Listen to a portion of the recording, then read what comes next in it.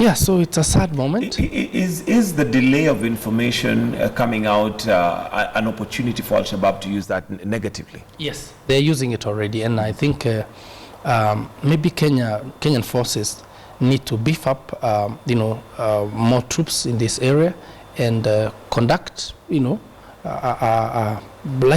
lightning speed kind of operation. I know, of course, the terrain in the area challenges that kind of operation, the lethality of those men.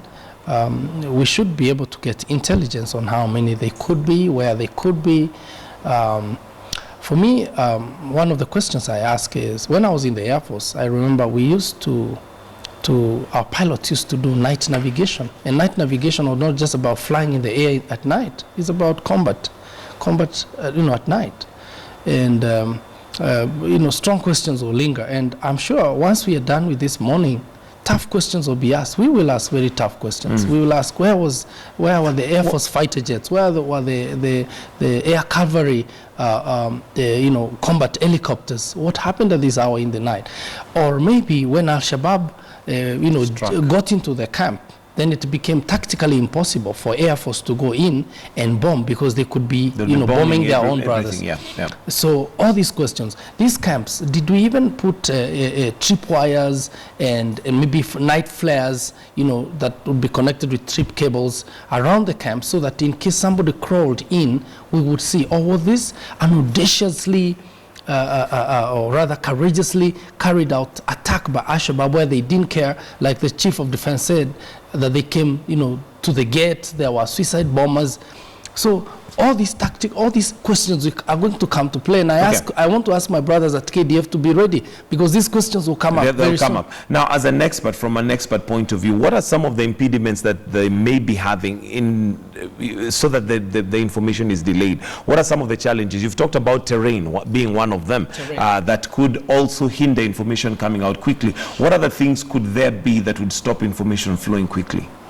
If, and I hope this is not true, if Al-Shabaab overran the camps entirely and took control of the communication equipment, then you're done. There's no communication. There is no, that area, it's an area known not to have cell phones. And so if Al-Shabaab, and really you wonder, how swift could the attack have been, to the extent that there was no SOS sent, Save Our Souls sent, distress call sent to, KDF, to Department of Defense headquarters, and if they overran the camp and took charge of the communication, then that makes them completely helpless. And so if there's entirely no communication in the area, that's a big problem. And now, maybe the third and most critical impediment is the attitude of the community around there.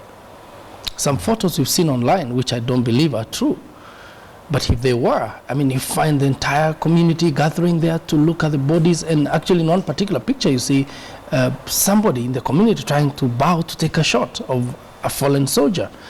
And you ask yourself, were these community members part of this team, or could they even have participated? How did they access the place so quickly after the incident? Yes, we know, of course, they dragged the bodies and took them to Al-Ade, the area, the marketplace, for everyone to see.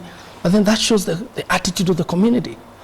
Does the community see KDF as saviors or as invaders?